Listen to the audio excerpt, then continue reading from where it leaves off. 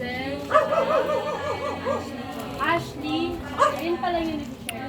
Kapag nag-share kayo, makikilala ko kaya dapat nag-share kayo lahat. Ate, Hazel.